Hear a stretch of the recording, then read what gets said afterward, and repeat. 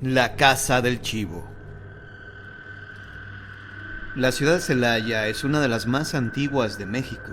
Es ruta obligada de los que visitan la hermosa ciudad de Guanajuato, y aunque muchos no se detengan a admirarla en detalle, hay en sus tranquilas colonias casas antiquísimas, algunas ya abandonadas y en proceso de franca decadencia. Así se encuentra hoy la llamada Casa del Chivo, situada en la calle Mártires, rebautizada hoy como calle del poeta José Nieto y Aguilar. Nadie pasa por su abandonado portal.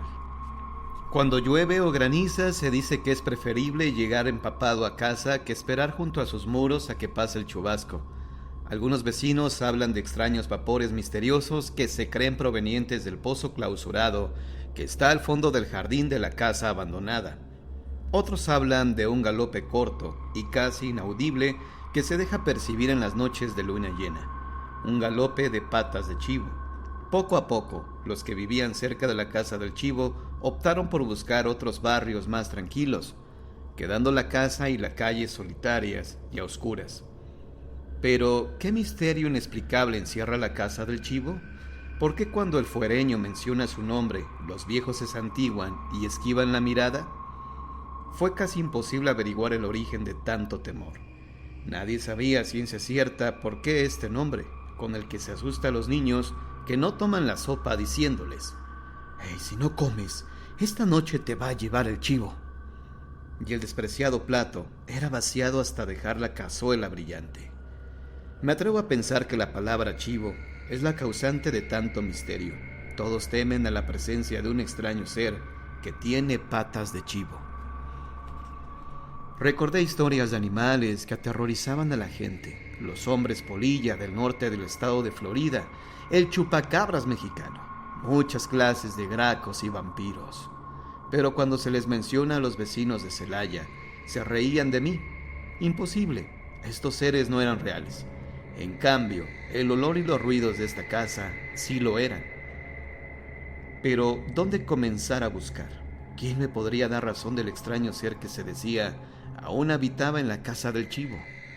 Luego de mucho caminar, finalmente di con la persona indicada. Era el licenciado Malatesta, es cronista de la ciudad. Había hablado por teléfono con él y me citó a las 6 de la tarde del día siguiente. El lugar del encuentro, ya lo adivinaron, en la misma casa maldita de la cual él poseía la única llave. El horario de verano en México hace que las 5 de la tarde sea solamente una extensión de la siesta soleada. Aún hay buena luz, los niños juegan en las calles y el comercio está en plena actividad. Claro, estoy hablando de un mundo alejado de la casa siniestra. Porque en esa barriada todo es silencio. Cada tanto, el ladrido de algún perro interrumpe la quietud del atardecer celayense. Era el único sonido que había podido escuchar hasta ahora. Malatesta se acercó cojeando, arrastrando penosamente una pierna. Según él, recuerdo de su participación en la Revolución Mexicana. Pero no quería hablar de ello. Me di cuenta que era un hombre hosco y desconfiado, tal vez amargado o desilusionado por haber sido testigo o actor de algún suceso desdichado, cuyo peso lleva cargando hasta el fin de sus días. Me asombraron sus cejas triangulares y la barba puntiaguda. Si accedí a contarle la verdadera historia de la Casa del Chivo, me dijo, es porque me queda muy poco tiempo de vida. Padezco de una extraña enfermedad que los médicos hallan imposible de diagnosticar y mucho menos de curar. Cuando le pregunté de qué se trataba, guardó silencio. No quería hablar de ello. Extraño personaje este señor Malatesta, y olía aún más extraño, con un hedor que me era vagamente familiar, pero del cual no acertaba a descifrar cómo, dónde o cuándo lo había percibido, pero cuyo remoto recuerdo hizo que un escalofrío me recorriera el espinazo. Sin embargo, me armé de valor y como había venido a develar un secreto y aquí estaba, le pedí que entráramos. Con una sola mano forcejeó largo rato con la oxidada cerradura. La otra mano estaba inmóvil en su bolsillo, tal vez inutilizada. O tal vez no deseaba enseñármela. Siempre he desconfiado de los mancos. La llave gimió y finalmente dio vuelta en la cerradura. Tuve que ayudarla a empujar la puerta mohosa por los años y el deterioro. Adentro olía a encierro y a algo más, de nueva cuenta, extrañamente familiar. Seguía el licenciado Malatesta por un estrecho pasillo que llevaba al patio de la casa. Los frutales estaban invadidos por la maleza, los rosales apenas si daban algo más que espinas, y un aroma a putrefacción se levantaba del brocal del pozo. Todo hablaba de tristeza, abandono y de una presencia extraña. Malatesta me invitó a tomar asiento en una banca de hierro que estaba a un lado del patio. La tarde aún no acababa de agonizar y el ambiente se prestaba a las confidencias y a los secretos. El licenciado empezó su relato. A principios de siglo vivían en esta casa, que antes era muy hermosa, 3 hermanos. Como eran huérfanos de padre y madre, que habían muerto ahogados en circunstancias muy extrañas, la única hermana mujer se hizo cargo de la casa y del resto de la familia. Carlos, el mayor, estudiaba la carrera de leyes en la cercana ciudad de Guanajuato. Únicamente venía en los fines de semana. Fidel, el más pequeño, trabajaba en una fábrica casera de cajeta, el dulce que ha hecho famosa a la ciudad de Celaya. Era el encargado de supervisar la correcta mezcla y ebullición del preparado de leche de cabra. De cabra. Azúcar y esencia de vainilla.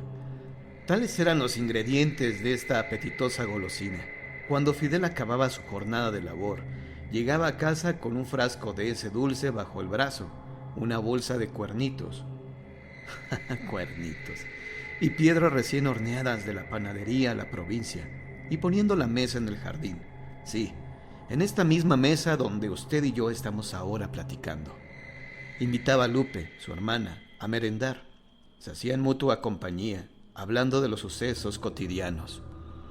No terminaba de comprender qué era lo que me hacía sentir tan mal. Temeroso, angustiado, como si una terrible amenaza pendiera sobre mi cabeza y el temido castigo me fuera a ocurrir de repente. Pero aquel hombrecito con barbas puntiagudas siguió su relato. Carlos, por su parte, tenía una rara afición. Le encantaba inventar historias de fantasmas y aparecidos. Su único placer era ver cómo al auditorio se le ponían los ojos como platos soperos, del asombro, y aguantaban la respiración hasta escuchar el desenlace de la historia. Sí, Carlos encontraba un raro placer en asustar a la gente. Le encantaba percibir el olor del miedo de los otros. No, a mí no. Le digo que he venido porque me quedan pocas horas de vida. Estas vacaciones de diciembre, Carlos llegó a Celaya, que en esa época del año es una ciudad muy alegre, dispuesto a divertirse a costa de los escalofríos ajenos. Diciembre es una temporada muy particular, ya que se festejan las concurridas posadas en diferentes casas de las amistades. No hubo noche en que los hermanos no tuvieran una invitación para saborear ponche con buñuelos o romper una piñata. ¿Qué era ese olor? Un olor a huevo podrido, a pozo hediondo, a malestar, pero tan indescifrable, aunque persistente. Una de esas 3 noches los hermanos llegaban a casa, a eso de las 12, luego de haber cenado pozole y ponche en casa de sus vecinos. Cuando Carlos estaba en casa, como hermano mayor, era el encargado de abrir y cerrar la puerta, y de poner y quitar la gruesa tranca de encino que la cerraba. Cada vez que regresaban por la noche, se encargaba de revisar cuarto por cuarto, para asegurarse de que no hubiera ningún ladrón, ratón o animal que tuviera el malsano deseo de asustar a la gente de la casona. Como no tenía miedo, iba atravesando uno a uno los cuartos, sumidos en la total oscuridad. Para muchos, Carlos era un valiente. Y ese ruido parece un cloc, tac, cloc, tac. Una pisada de hombre, una de animal. ¿Qué bestia puede caminar de esa forma? Mitad humano y mitad... Una vez que la casa estaba bien revisada, Carlos avisaba a sus hermanos para que entraran, y seguros de su tranquilidad nocturna, se acostaban a dormir. Pero Carlos tenía un sueño escurridizo. Necesitaba leer un par de horas para conciliarlo, y con 5 horas que durmiera se levantaba el otro día muy fresco. Esa fría noche de diciembre, las cosas sucederían de manera muy diferente a lo acostumbrado. Carlos encontró la ventana de la sala, la que daba al jardín. Esa, me la enseñó, abierta de par en par, y un extraño olor suspendido en la habitación. Un olor, le interrumpí. Curiosa mezcla de azufre y sudor de animales. Aclaró Malatesta, y de súbito comprendí a qué olía.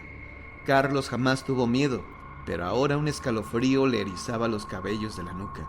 Con cautela se asomó por la ventana que daba al patio y escuchó, él juraría que muy claramente, el galope de un animal mediano, tal vez un chivo, cuyas pezuñas repiqueteaban sobre las baldosas del patio. Solo escuchó ese sonido acompañado luego del ruido de un cuerpo pesado que cae al pozo. ¿De un animal? Una pisada de chivo, ¿sabe usted? Porque la otra era como el pisar de un hombre que arrastra uno de sus pies. Bueno, ¿y qué sucedió entonces? Armándose de valor, caminó hacia allá, siempre acompañado por el extraño miasma, que nunca desaparece. ¿Lo huele? Y se apoyó en el brocal. Pero ahí reinaba una total oscuridad, y las aguas estaban quietas, negras y siniestras. Ni la luna llena se reflejaba en ellas, como si tuviera miedo de arrojar su luz a la oquedad. El grito. Me sobresalté. Malatesta había bajado el tono de voz, se había vuelto casi confidente, y así de repentino había dado un grito. A sus gritos de espanto acudieron rápidamente sus hermanos, pero ya conocían la extraña manía de Carlos y se burlaron de él. ¿Cómo? No comprendo. ¿Fueron o no a auxiliarlo? Sí, por supuesto, pero Fidel lo invitó a pernoctar en su cuarto, y para su extrañeza, Carlos aceptó. Estaba muerto de miedo. El valiente Carlos temblaba como una hoja agitada por el último viento de la historia. A la mañana siguiente, Carlos le contó esta extraña historia a Lupe, quien tampoco le creyó. Se me hace que tu ponche estaba más que bautizado, le contestó ella, dándole a entender que se le habían pasado las copas la noche anterior. Todo ese día, Carlos estuvo cabizbajo y meditabundo, y cuando se fue acercando la hora de dormir, sintió que una sensación de miedo comenzaba a invadirle, haciendo que sus piernas pesaran como si fueran de plomo. ¿Ha sentido usted tanto miedo que las piernas no le responden? Pensé que más de una vez había tenido esa sensación de pavor, un terror absoluto que paraliza, pues al tiempo que nos sentimos fascinados, a la vez abominados o aborrecemos dicha atracción macabra. Sí, fue mi respuesta, y el licenciado Malatesta continuó. Poco a poco, Carlos se fue serenando, diciéndose a sí mismo que era un justo castigo por su extraña afición de asustar a la gente. Tal vez alguno de sus amigos le había jugado esta mala pasada, y con ese pensamiento logró conciliar el sueño, pero no por mucho tiempo. ¡Vuela! Esa orden me volvió a tomar por sorpresa. Un aroma nauseabundo penetró agresivamente a través de sus fosas nasales. El olor de los animales en el establo, el olor de los chivos en época de buscar pareja, un hedor acre y desagradable. ¿Lo percibe? De súbito, el ruido de un galope sobre el piso de la sala, sobre las baldosas de la terraza y el chapuzón final. No, no era una alucinación. Estaba ocurriendo de verdad. Otra vez. ¿Qué era aquello? Clac, toc, clac, toc, clac, toc. Entonces lo oí con claridad. Estaba dando vueltas por ahí, y si era lo que Carlos hacía ya muchos años llamó el chivo, ¿qué sería? ¿Un fantasma? ¿Una aparición? ¿Una leyenda vuelta a carne? Despertó a sus hermanos, aseguró Malatesta, quienes ahora sí se asustaron al verle con los cabellos erizados. Los tres bajaron al patio y para su sorpresa, las aguas del pozo se removían inquietas. «¡Qué olor tan extraño!», dijo Lupe. «Huele a azufre y a algo más». «Me recuerda el olor a amoníaco», aseguró Fidel.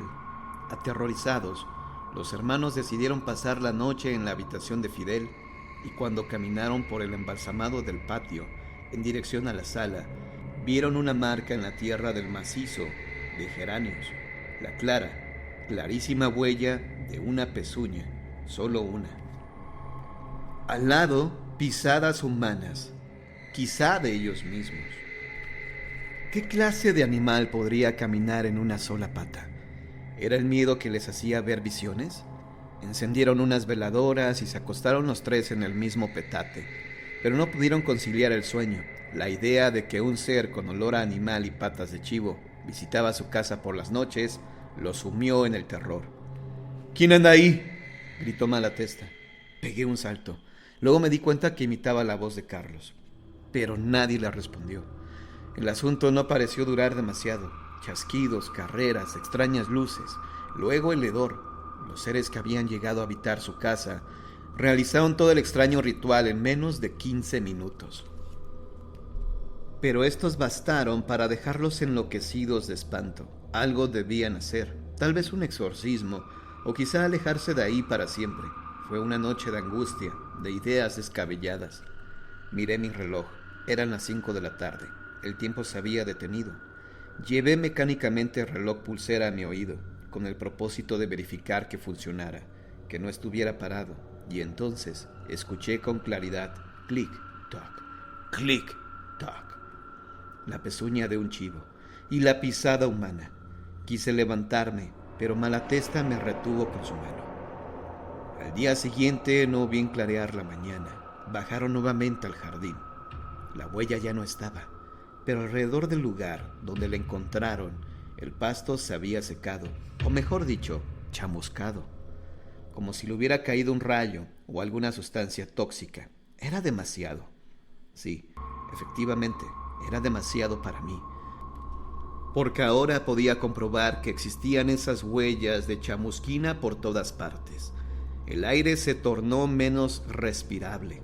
Las paredes de la casa comenzaron a brillar con incandescencias púrpuras.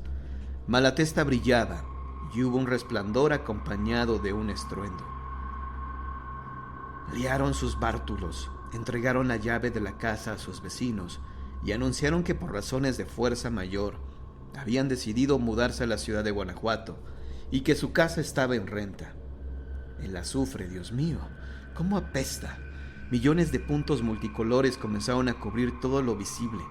Yo quería correr, huir, escapar de esa casa maldita, pero la garra, quiero decir, la mano del licenciado Malatesta me sostenía con firmeza y no me dejaba mover. Espera un momento, porque ahí no termina la historia. Nadie más volvió a habitar la siniestra casona. Mendigos y vagabundos que se animaron la abandonaron a los pocos días, semi-asfixiados por espantosos olores que emanaban del pozo hacia las 5 de la tarde, o asustados por el extraño ruido de un galope y el chapuzón final, o aterrorizados por las luces que brotan de las paredes, incendiándolo todo.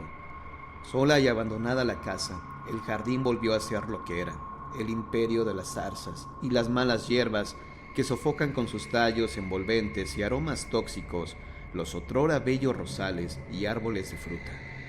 Los vecinos, cuando pasan por la acera, solo se persignan y huyen apresurando el paso. Juran que aquí espantan. El licenciado Malatesta hizo una pausa, mirándome a través de sus anteojos oscuros. Una extraña sonrisa se dibujaba encima de su barbita de chivo. Esta es la historia. Tal vez le sirva o tal vez quiera olvidarla. Pero sé que usted, y solo usted, podrá comprender el siniestro final de la misma, me dijo. ¿Aún hay más?, le pregunté tontamente, con la ilusión de que me dijera que no, que todo había terminado, aunque sabía que lo peor estaba por venir. Mucho más de lo que se imagina. Y me miró fijamente a los ojos. Se había quitado los espejuelos y en su lugar había... Oh, no podía ser. No podía ser. Pero lo era. Sacó la otra mano que yo creía lisiada. La sacó del bolsillo de aquella capa negra. Malatesta me enseñó una pezuña de chivo, y ante mi asombro y terror, otra pezuña apareció por el extremo de su pierna coja. Casi me desmayo. Solo alcancé a gritar pidiendo auxilio. Pero quien no conoce mis bromas pesadas, aquellas que hago para asustar a los niños. ¿Quién querría acercarse siquiera a la casa del chivo? Un extraño olor comenzó a invadir el jardín. Sentí que me desvanecía. En mi estupor y somnolencia, solo alcancé a ver cómo algunos rostros de los vecinos se asomaban por la puerta entreabierta, que Malatesta no tuvo la precaución de volver a encerrar. Como un trueno lejano, pude distinguir el eco de un galope y el retumbar de las pezuñas sobre el embaldosado. El licenciado Malatesta, o el ser que le habita, se alejaba de mí, galopando para arrojarse de cabeza al pozo. A duras penas pude llegar hasta el brocal y escuchar tan solo una carcajada sardónica antes de caer sin sentido.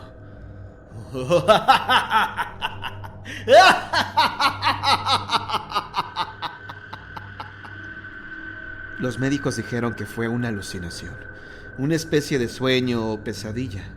Una psicóloga que me atendió en el hospital al que me llevaron los vecinos fue muy amable al explicarme cómo funciona el mecanismo de la sugestión. Aquella tarde hacía mucho calor. El hedor del pozo, que ha estado inservible desde hace años, y su predisposición, quizá, terminaron por jugarme una mala pasada. No sé cuándo terminará esta historia. He pedido que cierren ese pozo y clausuren definitivamente la casa para siempre. Algo la habita.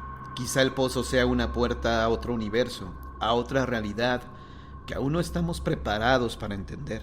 O es probable que las historias de machos cabríos diabólicos sean ciertas y que mis escritores favoritos no inventan, sino que saben que sus cuentos no son imaginados.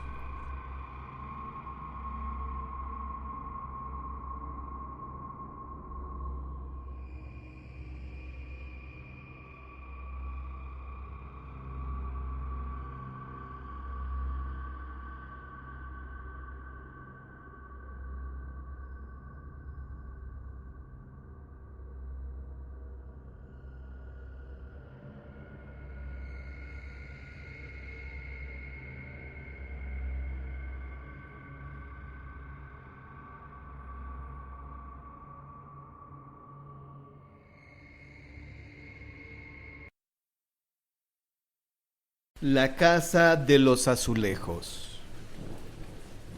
Comencé a ser cazadora de leyendas a causa de ciertos sucesos terroríficos que me ocurrieron cuando vivía en las afueras de Atlisco, hacia la barriada de León. Por ahí apareció el monje encapuchado y yo no volví a ser la misma. El León fue una vieja hacienda textil que ha quedado reducida al casco habitacional, pues la planta productora cerró hace tiempo. Me fui a vivir ahí, a la casa de mi tía Susana, a la que llamaban mi Nina. Me dejó como herencia. Era una casita casi en ruinas y me di a la tarea de restaurarla. Los vecinos no eran muchos, pues las casas que se salvaron de la catástrofe fueron reparadas poco a poco y la mayoría de sus dueños las usaban solo para pasar vacaciones y fines de semana nada más. Por lo que el pueblo, más bien un caserío, podía decirse era fantasma entre semana. Fue ahí que me topé con el mal, con su rostro, o mejor dicho, con su ausencia de rostro. Y desde ese día me dediqué a indagar en forma clandestina el modo en que su poder se está ejerciendo en nuestro mundo. Habían pasado los años, muchos años, y finalmente me refugié en la casa de los Gómez Farías en la ciudad de Monterrey. Nana, ¿nos cuentas una leyenda de fantasmas? Accedí. Mi ánimo era el propicio para narrarles la historia de la casa de los azulejos. Puede ser que, como yo al principio, todavía no crean lo que les cuento y que digan, esas son patrañas. Pero sería mejor que meditaran un momento si van por el buen camino. Aquellas cuencas vacías con el rojo fuego en su interior. Les aseguro que les conducirán de inmediato por la buena senda, pero eso, desde luego, ya es cosa suya. Yo tiemblo cuando alguien dice, viene el monje loco, el monje encapuchado, el fantasma sin cabeza. Ay, nanita, yo sí sé de qué se trata. Cuéntanosla, por favor. No sé de verdad, niños, qué fue lo que vi la otra noche cuando fui a asomarme. Eran casi las 11 de la noche cuando salí al jardín atraída por saber si efectivamente había un fantasma. Lo hice sin haber tomado las precauciones necesarias. ¿No llevabas ni sal ni seda? Exacto. Me interné en lo desconocido y por poco y me muero del susto.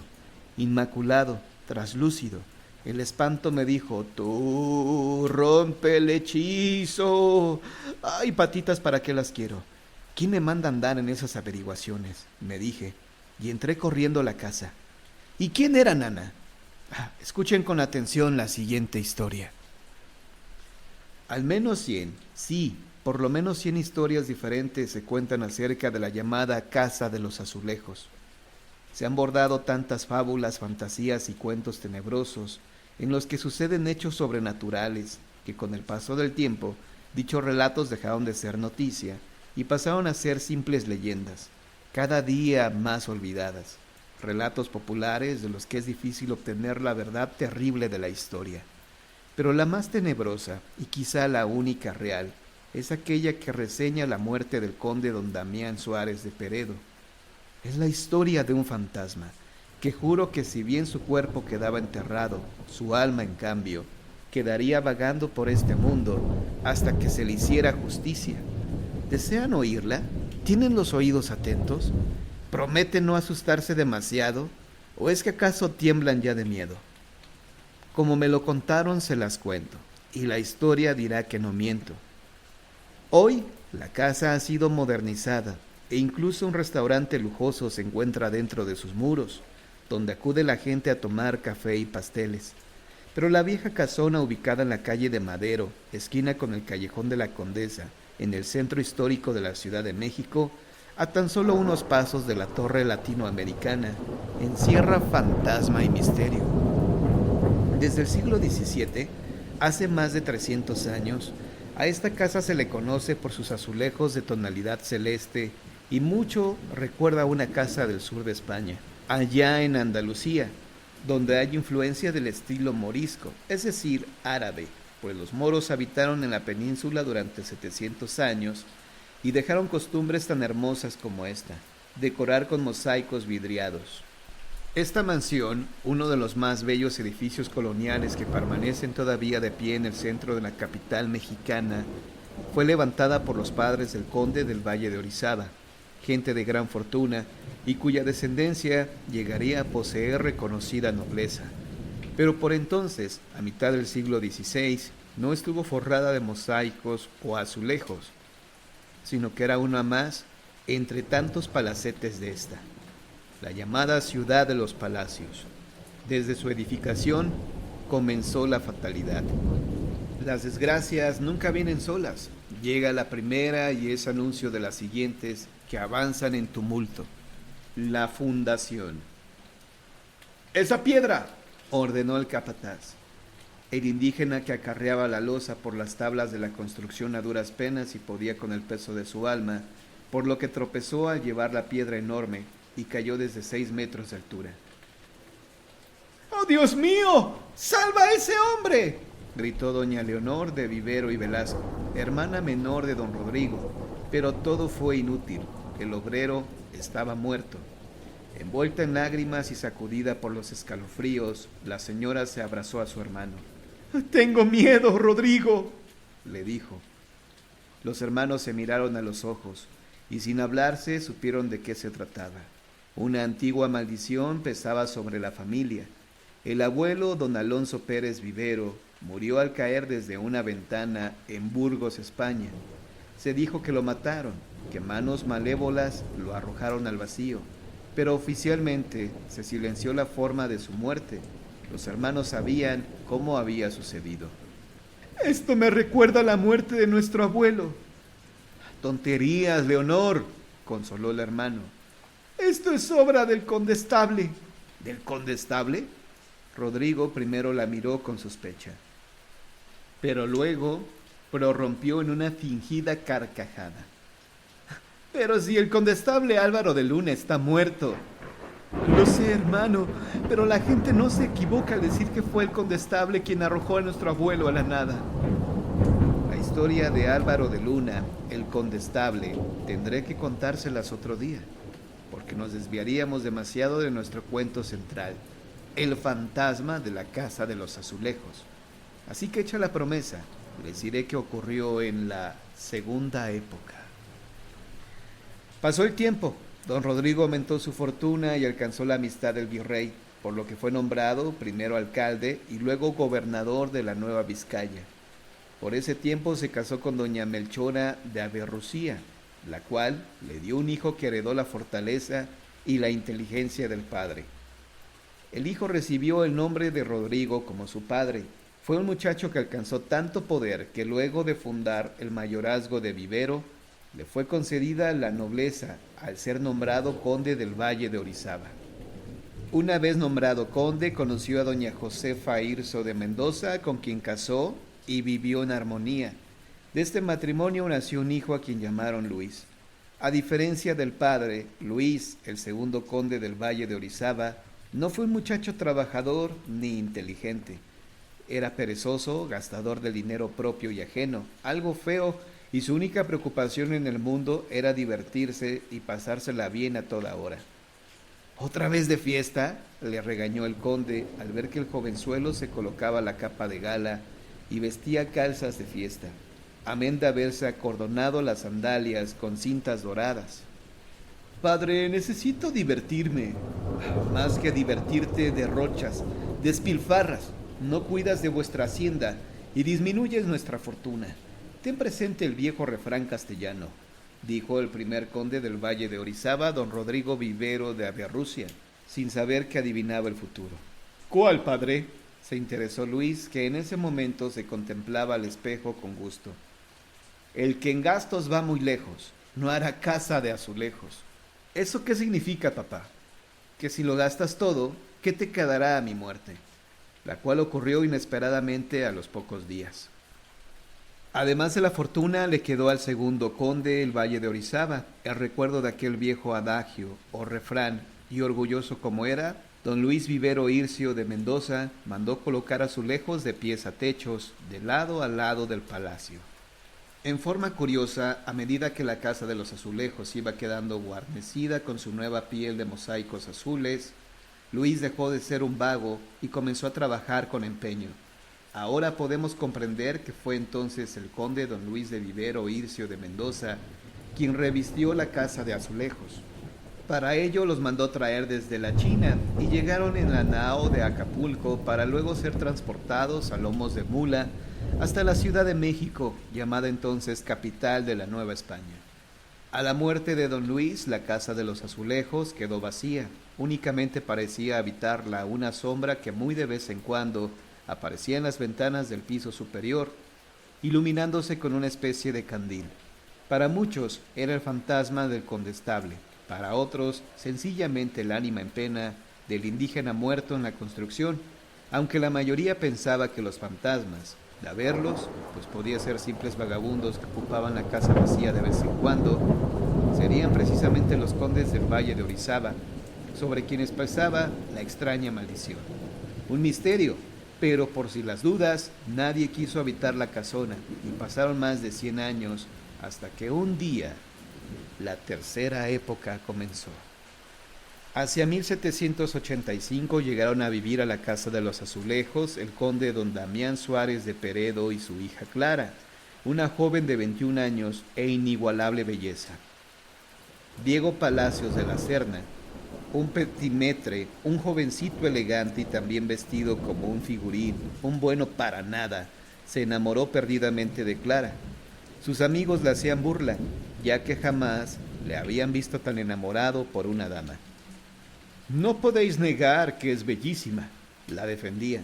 Sí, sin duda, mas ni siquiera se digna mirarte, reían sus camaradas. Si no fuese acompañada por el viejo conde, ¿cuántas palabras de amor le diría?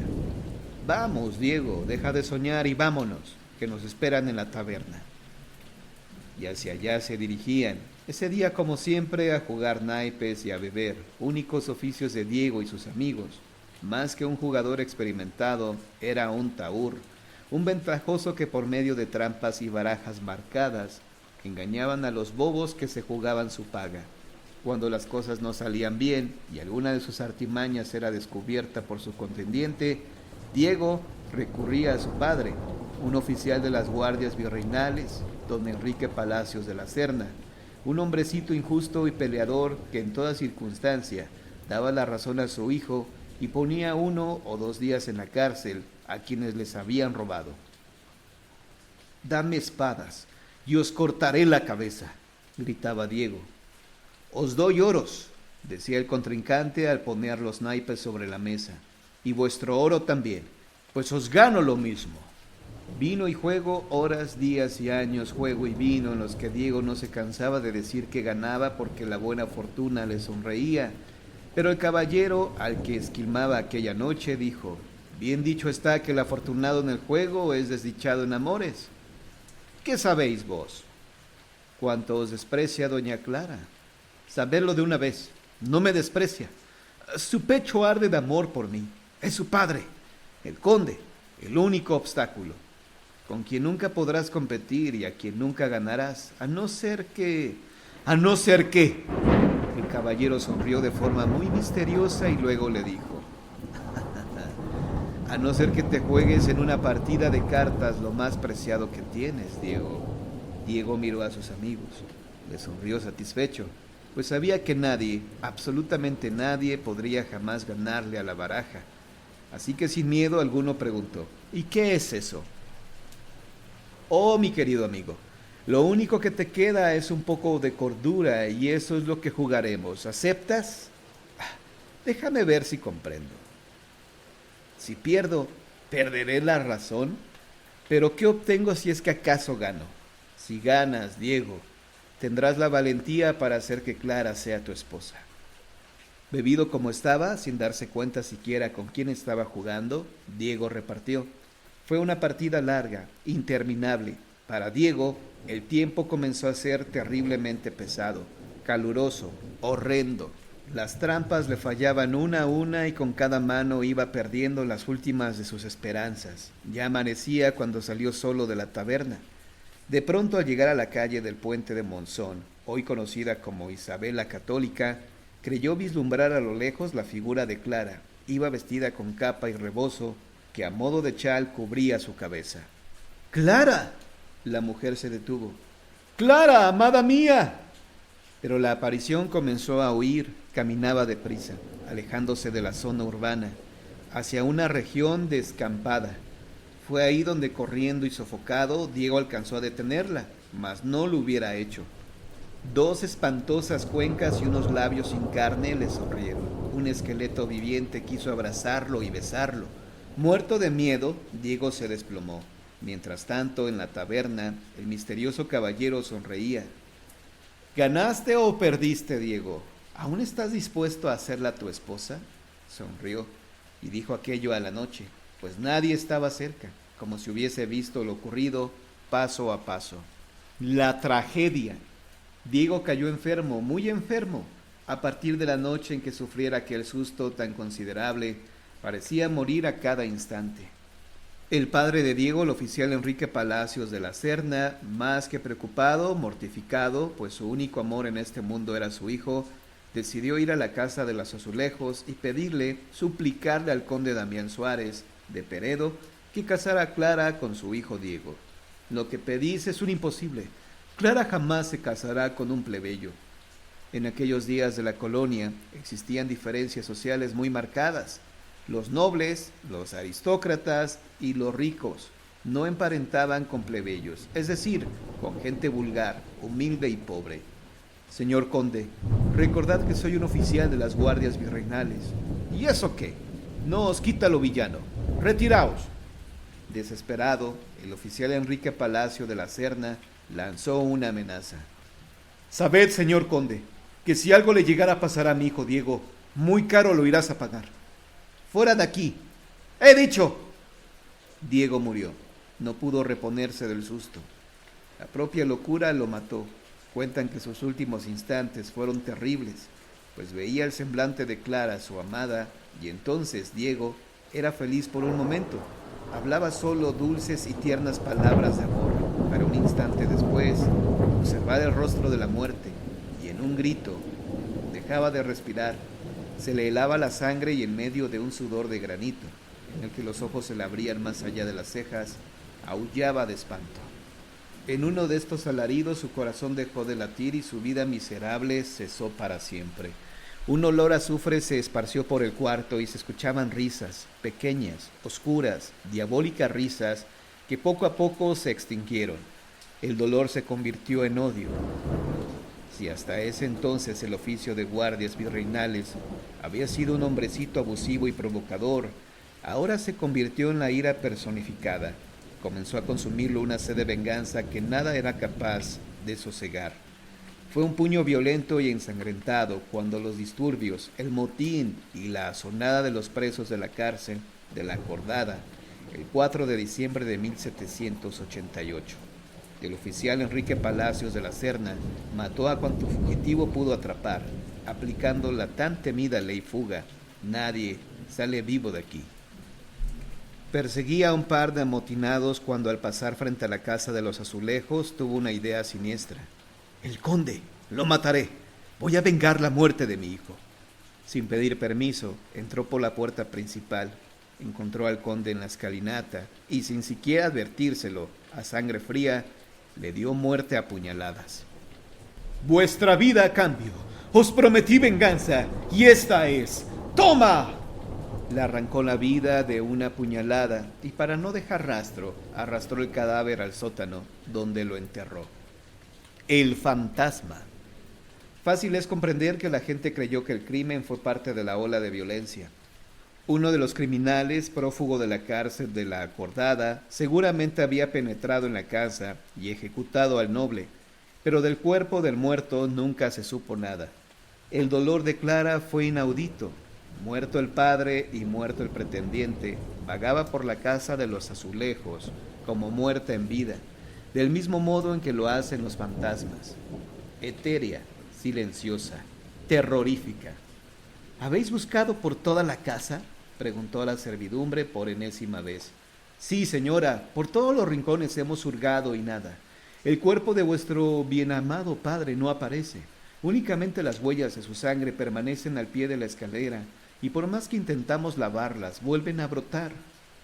¿No lo habrán llevado de rehén?, preguntaba doña Clara, con el último aliento de la postrera ilusión. No, señora, ya no hay más fugitivos.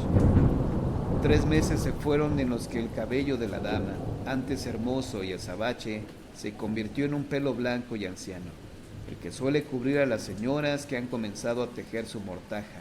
Sin embargo, algo de consuelo comenzó a llegar a su alma desdichada y mandó llamar a quien era su director espiritual. Señora, el señor cura ha llegado, anunció la sirvienta. Ah, bendito sea, Dios ha escuchado mis ruegos. Hacedlo pasar de inmediato. Vestido con una sotana al estilo de los franciscanos y la cabeza rapada en tonsura, el fraile saludó respetuosamente a la dama. Ella lo recibió en sus aposentos, de pie ante un crucifijo de madera. El religioso pensó que aquella mujer, a pesar de verse avejentada por la tristeza, era muy hermosa. Vestía un largo vestido de terciopelo negro que remataba en un cuello con golilla y encaje blanco. Tampoco pasó inadvertido al fraile el artesonado y la decoración interna del edificio, donde se advertían los últimos detalles del arte mudéjar llegado a la Nueva España, aunque enriquecido por el barroco indiano. Dios lo bendiga, fray Bernardino. Señora, ¿sabéis algo del señor conde? No, y por eso lo llamé. ¿A mí?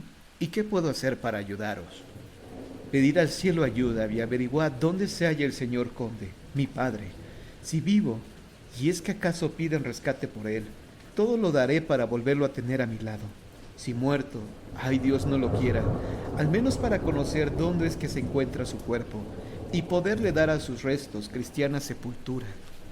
El religioso comprendió la situación. No podía saberse si le habían matado durante el motín de la Acordada o si se lo habían llevado para pedir rescate, pues en realidad no existían las pruebas del homicidio.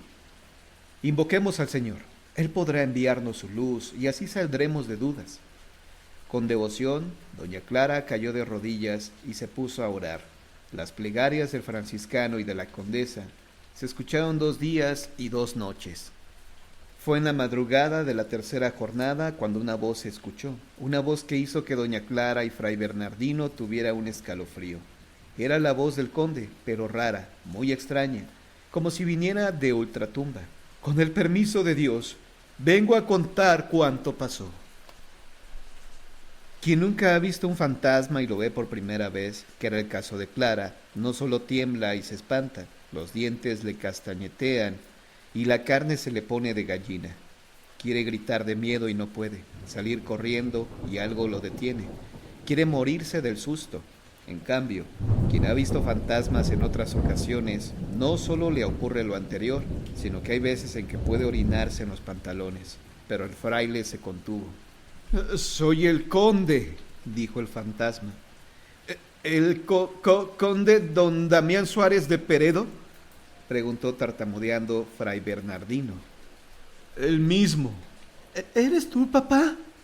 «Ay, hija, mi cuerpo yace bajo la escalera del sótano, pero mi alma vagará por este mundo hasta que sea hecha la justicia». Doña Clara, sin pensarlo, se acercó corriendo para abrazar a su amado progenitor, pero la luz de la mañana penetró en la estancia, y lo que hasta entonces era penumbra, tan solo iluminada tenuemente por el candil del balcón, se convirtió en claridad. Y hete aquí, para espanto de la hija, que el conde no era más que un espectro, una aparición pavorosa. ¿Cómo describirlo si falta el aliento de solo recordar a este tipo de fantasmas? Las ánimas en pena pueden tener colgando todavía restos de ropa hecho jirones y tiras de carne en putrefacción. Los ojos han sido carcomidos por los gusanos, y alrededor existe un halo abominable que aterroriza a los vivos, pues nada hay peor que morir sin paz en el alma. «Fray Bernardino, he venido a pediros que lleves mis restos al camposanto». «Diga, señor conde, ¿quién os ha matado y dónde están vuestros huesos?». Con voz hueca y tenebrosa, el fantasma respondió: «He sido muerto por el oficial de guardias virreinales, Enrique Palacios de la Serna». «Oh, Dios santísimo», exclamó Clara, al comprender que la venganza del que podría haber sido su suegro tuvo lugar. «Mi cuerpo está sepultado al pie de la escalera del sótano. Sáquenme y denme la paz». Así como llegó, se fue. El fantasma desapareció, aunque cuentan que por varios días, incluso por más de un mes, la casa de los azulejos tuvo un olor a humedad, de tumba y muerte.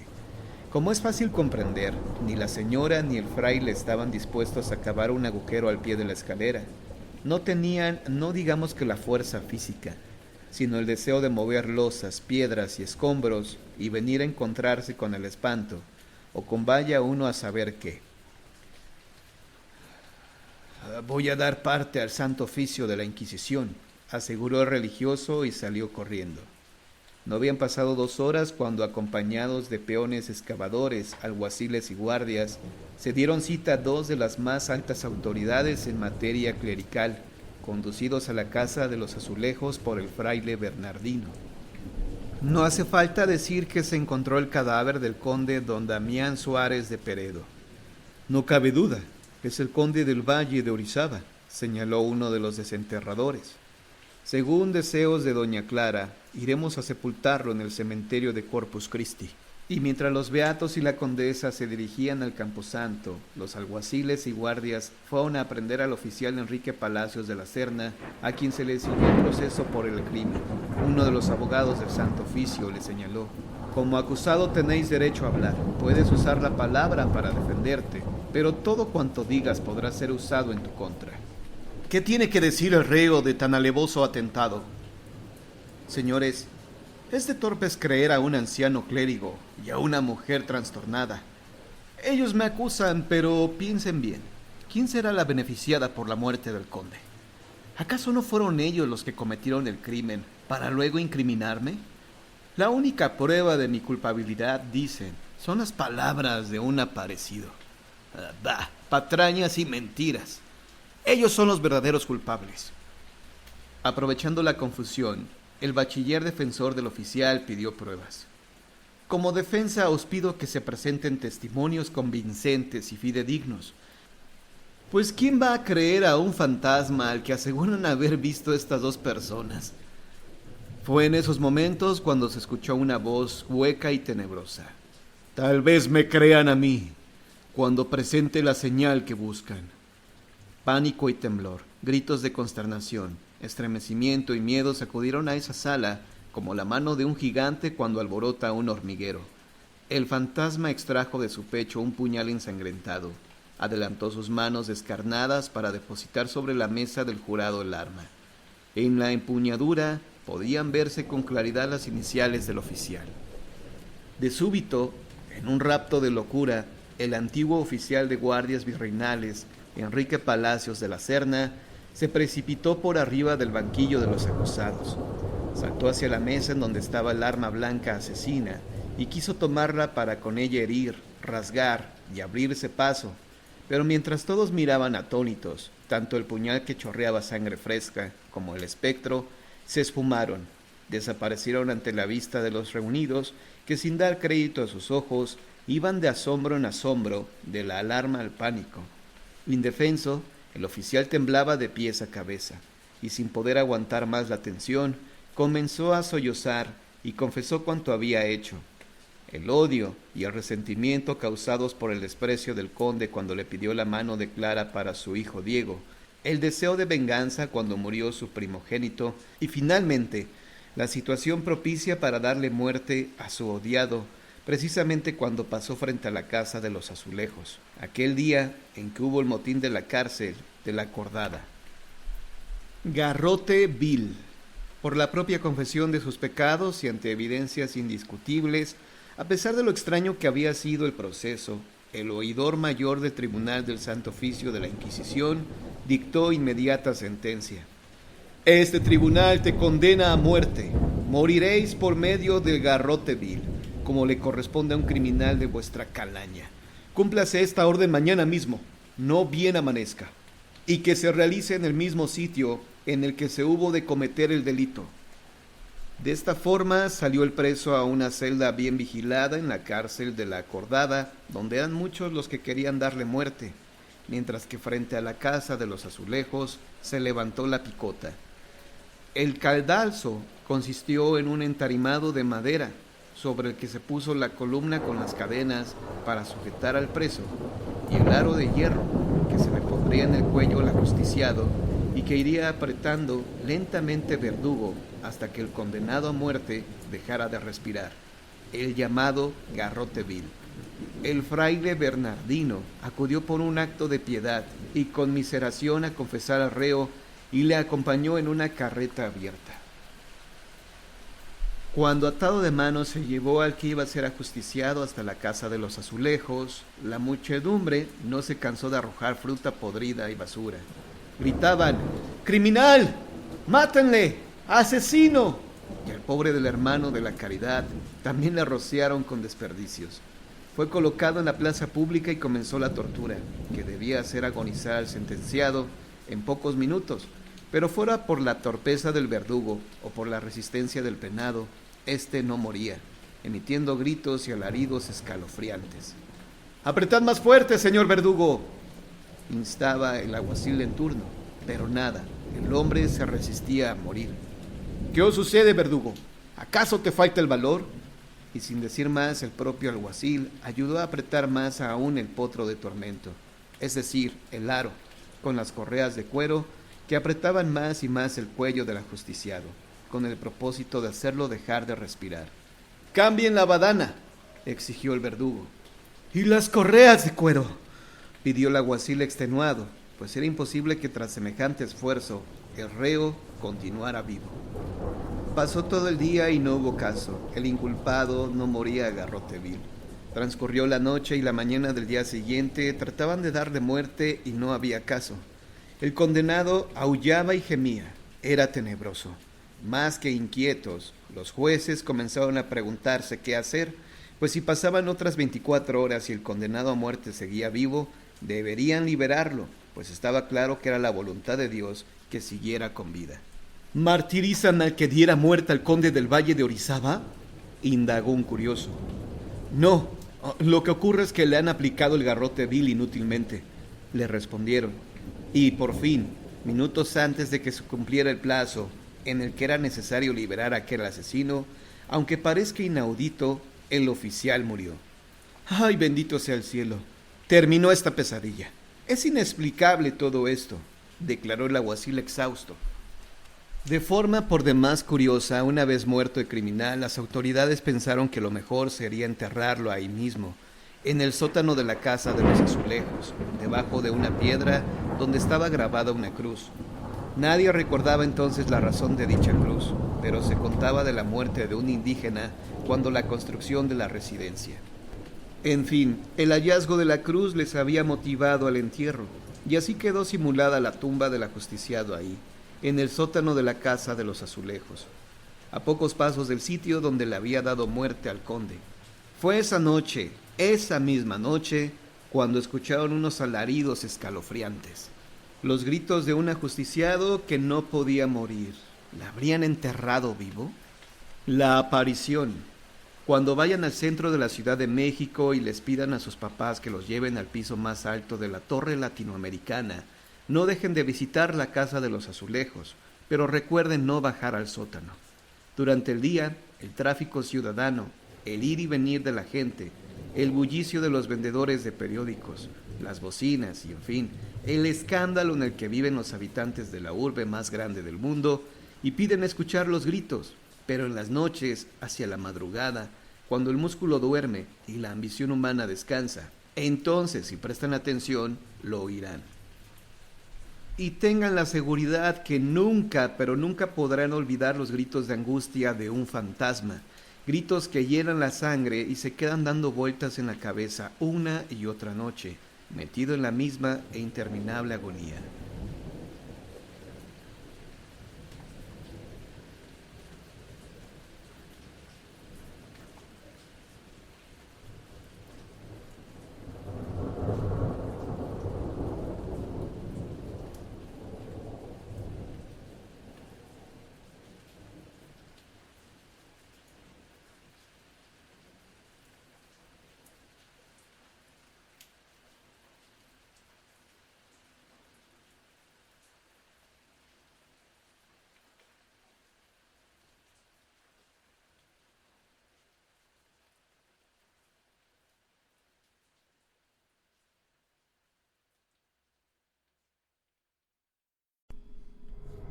El Panteón de Belén en Guadalajara, Jalisco.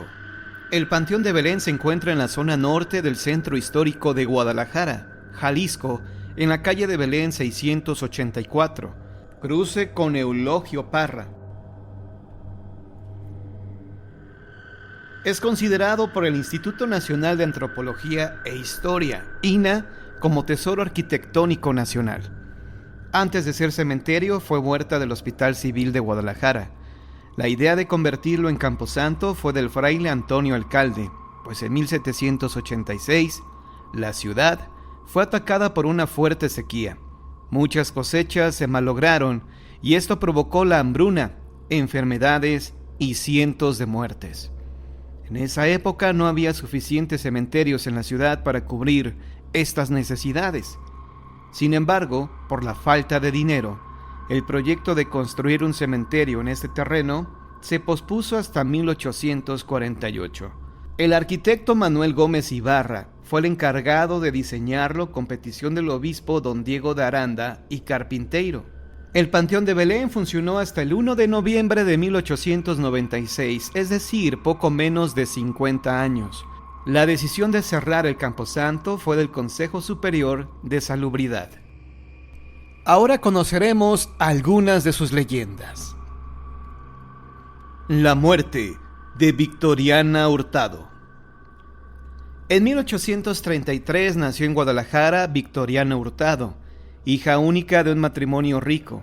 Para preservar la buena alcurnia de la familia, sus padres decidieron casarla con un aparente burgués 23 años mayor que ella. Victoriana tenía tan solo 12 años de edad cuando contrajo nupcias. Este supuesto hombre millonario solo esperó a que los padres de Victoriana fallecieran para que ella heredara, y así él pudiera darse la gran vida. Cuando su mujer recibió la fortuna que le fue entregada, él dejó de trabajar y comenzó a maltratarla verbal y físicamente. Para fortuna de Victoriana, esto no duró mucho tiempo, tan solo 2 años, pues su marido falleció por sus excesos con el alcohol. Fueron muchos años los que ella vivió feliz con sus 3 hijos que tuvo con este hombre. Por desgracia, y sin que nadie lo supiera, ni ella misma, Victoriana padecía de catalepsia, la extraña enfermedad que provoca que una persona parezca que está muerta, pero en realidad solo está profundamente dormida. Victoriana tuvo una primera crisis de catalepsia. Sus hijos creyeron que su madre había muerto y le lloraron, pero esa tristeza se esfumó rápidamente al darse cuenta que habían heredado una gran fortuna. En el momento en que los 3 hijos estaban haciendo planes con el dinero que iban a recibir, Victoriana despertó.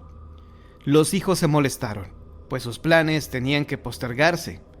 Pasó el tiempo y Victoriana nuevamente sufrió una crisis de catalepsia. Los hijos ahora no sintieron tristeza, todo lo contrario, pues ahora sí podrían recibir mucho dinero. Uno de los hermanos fue con un sastre y le pidió que le hiciera un traje con la mejor tela que tuviera. Otro fue con un joyero y le pidió que le hiciera varias pulseras y anillos de oro. Y el tercer hermano visitó a un hombre para que le vendiera varios terrenos para afincar casas.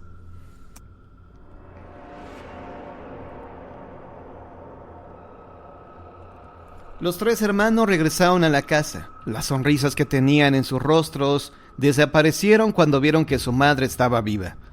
Ellos, sin dirigirle la palabra, se retiraron a una habitación y comenzaron a idear un plan para matarla.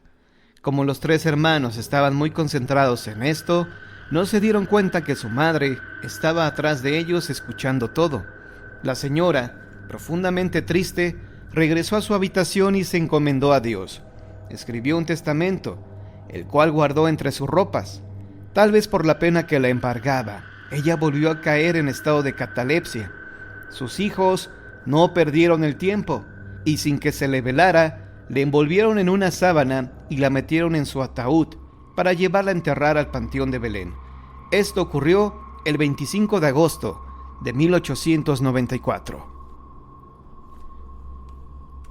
Cuando ella despertó, se dio cuenta que la habían sepultado y comenzó a gritar pidiendo ayuda. El velador del cementerio escuchó los gritos y pensó que era un fantasma, pero venciendo el miedo, se dirigió hacia el lugar donde se escuchaban los lamentos.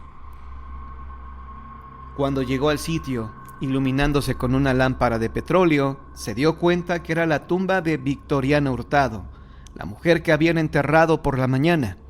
Él vio una mano ensangrentada por la desesperación de romper el ataúd y escarbar, que salía de la tierra sosteniendo un pergamino. En ese documento, Victoriana anunciaba que sus hijos la habían enterrado viva con tal de heredar su dinero, pero que éste no sería para ellos, sino destinado para la caridad. Los 3 hijos fueron encarcelados de inmediato, pagando así su terrible crimen. Por eso, la tumba de Victoriana Hurtado tiene la figura de una mano asomándose por la lápida, pues está representando el momento en que ella intentó escapar de la muerte. El Catrín nocturno. Se dice que en los años 40 ocurrieron estos hechos. La leyenda se conoce gracias al último velador del Panteón de Belén de Guadalajara, el señor Gabriel, que a su vez la escuchó de sus propios labios de su protagonista, el antiguo vigía del cementerio. Una noche, mientras el velador esperaba que diera la hora de salida para marcharse a descansar, vio pasar a una persona muy elegante vestida de negro que salió de la cripta familiar de los Arévalo. El vigía se levantó de inmediato de su lugar y fue tras esta persona para pedirle que se retirara, pues ya no eran horas de estar en el cementerio. Sorpresivamente, no lo encontró por ninguna parte. Días después, este Catrín volvió a aparecerse cerca de la cripta familiar de los Arévalo. El vigilante tenía dudas de quién podría tratarse, si de un fantasma o bien de algún familiar de los Arévalo, que tenían fama de ser agresivos y peligrosos. Así que prefirió mantenerse a la distancia. Esto se repitió en varias ocasiones, hasta que el velador no resistió más y se animó a retarlo. Lo vio caminar hacia la cripta de los Arévalo y se dio cuenta que se detenía a la entrada, pero dándole la espalda a él. Este hombre llegó y le preguntó que quién era. En ese momento, el Catrín se volteó y no le respondió nada, solo le sonrió. El velador se aterró al verlo, pues dice que vio al diablo y salió corriendo. De la impresión tan fuerte que recibió, falleció a los pocos días. Se dice que este Catrín no era en realidad el diablo, sino un miembro de la familia Arévalo. En vida le gustaba mucho jugar a las cartas en las cantinas de mala muerte. Era tanta su obsesión por el juego, que en una ocasión apostó hasta lo que no debía, las propiedades de la familia. Desafortunadamente las perdió. Cuando llegó a su casa para darles la terrible noticia, comenzó a sentir mucho miedo, pues sabía que su padre lo mataría. Así que en medio de la angustia fue tentado por el diablo. La habitación se iluminó por una extraña y bella luz. Se materializó una mano, la cual se posó sobre su hombro derecho y le dijo: «No voltees, soy el diablo y estoy dispuesto a ayudarte». El señor de las tinieblas le dijo que él podría regresarle sus propiedades, pero que a cambio tenía que darle su alma cuando él quisiera. El joven Catrín aceptó encantado, recuperó las posesiones y se volvió más temerario, pues sabía que tenía un pacto con Satanás y supuso entonces, erróneamente, que nada malo podría sucederle. El Catrín regresó a jugar y de nueva cuenta se vio involucrado en problemas con los demás apostadores. Uno de estos sacó un arma, le apuntó al corazón y el Catrín, de forma retadora, le invitó a que disparara, creyendo que nada le pasaría. Pero estaba equivocado. La bala dio justo en el corazón, arrebatándole la vida. Fue entonces cuando el diablo se apareció y reclamó lo que era suyo. La leyenda de Santiago el Ahorcado. A principios del siglo XIX vivió un joven llamado Santiago, de aproximadamente 25 años de edad. Él estaba internado en el Hospital Civil de Guadalajara. Tenía cáncer en el estómago, su estado de salud empeoraba y los dolores que sentía eran cada vez más fuertes. Santiago no lo resistió más y decidió ponerle fin a su sufrimiento. Desde su habitación se veía un árbol grande con ramas gruesas, perfecto para amarrar en él una soga y ahorcarse. El joven tomó la soga que sostenía una cortina y brincó hacia la huerta del Hospital Civil, hoy Panteón de Belén. Se acercó al árbol, amarró la cuerda en una de las ramas y se ahorcó. A partir de este incidente, arriba de la ventana de la que fuera la habitación de Santiago, se observa lo que pareciera la silueta de un hombre ahorcado. Algunos dicen que es la impregnación que dejó Santiago al momento de morir. Otros, que se trata de una ilusión óptica. Justo debajo de la ventana se observa a unos cuantos metros el tronco del árbol en donde Santiago se colgó. El por qué decidieron talarlo es un misterio. El monje del Panteón de Belén. En 1996 se grabó un video dentro del Panteón de Belén que le dio la vuelta al mundo, y no era para menos, pues en él se observa a un enigmático ser con apariencia de monje cruzando por debajo de las escaleras del mausoleo central, que fue la primera rotonda de los jaliscienses ilustres. No es que esta persona estuviera en el cementerio buscando fantasmas, sino que grababa la sesión de fotos que le hacían a su hija con su marido. Los jaliscienses tienen la creencia que es de buena suerte tomarse fotografías dentro de este camposanto.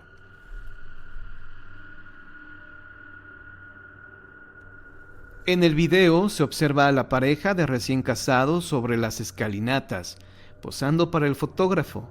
En ese momento, por debajo de ellos, cruza de izquierda a derecha una persona vestida con una especie de hábito con capuchón. En su mano derecha lleva un crucifijo en forma de boomerang. El padre de la novia no se percató del monje. Lo vio hasta que revisó el material en su casa. Cosa curiosa, solo su cámara lo captó, a pesar de que otra persona también grababa este momento. Cuando yo hice mi visita a este lugar, platicando con el guía de turistas, me dijo que dicho monje era en realidad un fumigador, pues en este lugar abundan los alacranes. Esta versión no fue, al menos para mí, del todo convincente, pues las personas que se toman fotos en este lugar deben solicitar permiso con anticipación. Sería una irresponsabilidad por parte de los administradores permitir que el fumigador haga su trabajo mientras las personas están ahí tomándose fotos. Además, el hombre que se muestra en el video no tiene aspecto de fumigador. Por último, en el mes de noviembre del año 2002, un joven llamado Christian vio adentro del cementerio a una persona vestida con túnica larga, con aspecto de sacerdote. Incluso logró ver que tenía poco cabello. Sin pensarlo dos veces, él fue detrás de este monje, pero simplemente desapareció. Hasta este momento, este ha sido el último reporte, pero tal vez, con un poco de suerte, podamos verlo deambular entre las tumbas del cementerio, recordándonos que él y sus compañeros fueron los primeros administradores de este lugar.